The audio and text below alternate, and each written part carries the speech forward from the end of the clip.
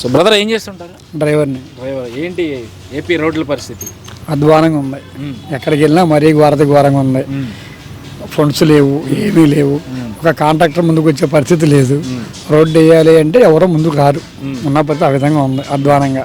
అది పరిస్థితి. మరి ఇప్పుడు వైసీపీ సోషల్ మీడియా అంతా రాష్ట్రంలో రోడ్లన్నీ చాలా సూపర్గా ఉన్నాయి, అది ఇది అని చూపిస్తా ఉన్నాయి. ఇప్పుడు ప్రతి చోట తెలుగుదేశం మీటింగ్ జరిగిన చోటల్లో వైసీపీ మీడియా సాక్షి వెళ్తుంది. కుర్చీలు లేనప్పుడు టైంలో వెళ్ళి వీడియో తీసుకుని వచ్చి దాని ప్రచారం చేస్తుంది. ఇంకా దాని మించి ఇంకేమీ లేదు. వాళ్ళు ఉన్నగా వెళ్ళి చేసే దమ్మెలకు లేదు. ఎవరు లేని టైంలో వెళ్ళి తీసుకొచ్చి అవి ఫోటోలు పెట్టి చూస్తున్నారు. అది జరుగుతుంది. ఏంటి ఇప్పుడు జనాలు సభలు జరుగుతూ ఉన్నాయి రాష్ట్రంలో. ఇటు రాకదిలరాకి జనం వస్తూ ఉన్నారు, అటు సిద్ధం సభకు కూడా జనాలు వస్తూ ఉన్నారు.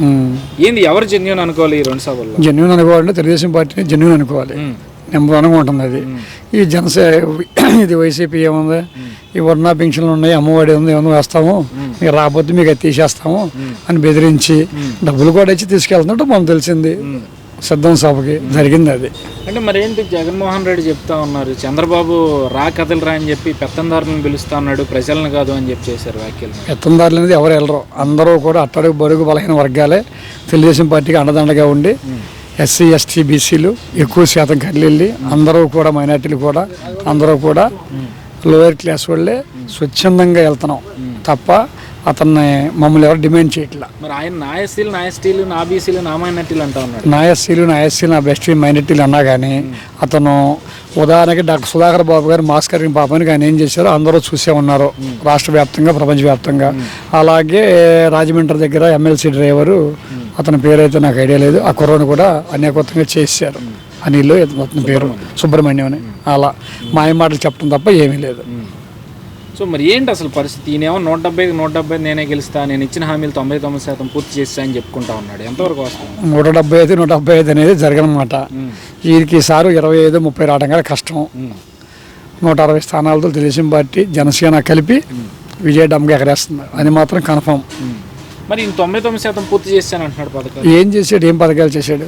అప్పుడు ఫస్ట్లో చెప్పినప్పుడు ఇంట్లో ఎంతమంది ఉంటే అంతకే అమ్మఒడి ఇస్తా అన్నాడు. ఇద్దరు ఉంటే ఒకరికి అన్నాడు. మళ్ళీ కారు ఉంటే లేదన్నాడు, బైక్ ఉంటే లేదన్నాడు, ఏదన్నా ఆదాయం ఉంటే లేదన్నాడు. ఏదైనా రేషన్ కార్డులో కానీ ఆధార్ కార్డులో కానీ పేరు తప్పున్నా, ఒక నెంబర్ తప్పున్నా ఏమీ లేవని తీసేస్తున్నారు. జరిగేది అది. మరి ప్రజలకు గమనిస్తున్నారు. ఎవరి కాళ్ళు సమయం ఆసనమైంది, ఓటు ద్వారా బుద్ధి చెప్తారు. మీ నియోజకవర్గం పరిస్థితి ఏంటి? మా నియోజకవర్గం వచ్చి పెడన కాగిత కృష్ణప్రసాద్ గారి నియోజకవర్గం. ఆయనే కన్ఫర్మ్గా గెలుస్తాడు. అంతవరకు కూడా ఒక వేరే క్యాండిడేట్ ఉండేవాడు, అతను పక్క తరిమేశారు. ఆయన ఎక్కడికి వెళ్ళినా మైనస్ అవుతుందని పక్క పెట్టేశారు. ఇంకో అతను తీసుకొచ్చారు, అతను కష్టమే. సామాజిక న్యాయం లేదు, ఏమీ లేదు. అంతా కూడా ఈసారి కాగిత ప్రసాద్ పెడన అడ్డ, కాగిత అడ్డ, కృష్ణప్రసాద్ అడ్డ. జోగి రమేష్ సిట్టింగ్ అక్కడ ఎమ్మెల్యే. అవును, పెనమలూరుకి మార్చారు. అసలు ఏం చేశాడు జోగి రమేష్? ఏమీ చేయలేదు. అక్కడ చేసింది ఏమీ లేదు. అందరిని బెదిరించడం. ఒక మెస్క తోలుకోవాలి, మా పొలంలో మా ఇంటి తోలాలంటే మేము డబ్బులు కట్టాలా, లేదు ఏదైనా పని చేయాలంటే డబ్బులు కట్టాలా. వాళ్ళు గ్రామానికి వచ్చినప్పుడు, ఏదైనా ఇంటింటికి వచ్చినప్పుడు మన వ్యతిరేకంగా అడిగితే వాళ్ళని కేకేసి ఇతనికి ఏమొస్తున్నాయి పథకాలు తీసేయండి అని చెప్పడం ఒకటే తెలుసు అతనికి, ఇంకేమీ తెలియదు. అంటే మీ నియోజకవర్గంలో ఉన్నప్పుడేమో చంద్రబాబు నాయుడు ఇంటి మీద దాడికి వెళ్తాం కానీ, లేదా వాళ్ళ మీద బూతులతో ప్రెస్ మీట్లు పెట్టి మాట్లాడడం కానీ జరిగింది. ఇప్పుడు పెనమలూరుకి వచ్చాక కూడా అదే భాష మాట్లాడుతూ ఉన్నారు. తోడు దొంగలు వస్తారు, లేదంటే చంద్రబాబు నన్ను చూసి భయపడతా ఉన్నాడు, ఇక్కడ అందుకే పోటీ చేయడానికి భయపడుతున్నాడు, అది ఇదని చెప్పి నేను వాస్తవంగా చెప్పుకోవాలంటే అతనికి సీటే లేదని ప్రచారం జరిగింది ఎక్కడా కూడా. ఇక వెళ్ళి ఆయన మీద కాళ్ళు ఎలా పడి సీట్ తెచ్చుకుని పెనమూరు తెచ్చుకున్నాడు. పెనమూరులో కూడా అతను సీట్ ఏమి రాదు, కన్ఫామ్గా ఓడిపోతాడు అక్కడ. అది జరుగుతుంది. ఇప్పుడు మీ నియోజకవర్గం పరిస్థితి చూస్తే ఇద్దరు కూడా పూర్తి విభిన్నం. జోగి రమేష్ చూస్తేనేమో చాలా మాస్గా, నోటికి ఎంత వస్తే అంత మాట్లాడుతుంది.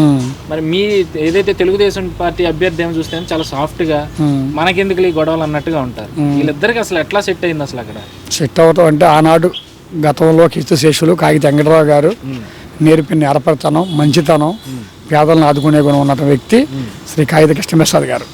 ఆ బాటలోనే నడుస్తాడు ఆయన. ఎవరికి కూడా అపకారం అనేది తలపెట్టడం అతనికి ఉన్నటువంటి గుడ్ విల్ అది. దాంతోనే ఇవాళ రోజున 30 ఏళ్ళ పైచిలుకుతోనే మెజార్టీతో కాగిత కృష్ణప్రసాద్ విజయడంగా ముగిస్తాడు మా నియోజకవర్గం. సో స్టేట్లో ఎట్లా ఉంటుంది పరిస్థితి? స్టేట్లో జనసేన, టీడీపీ మ్యాక్సిమం 160 సీట్లు గెలుస్తుంది, డౌట్ లేదు దాంట్లో.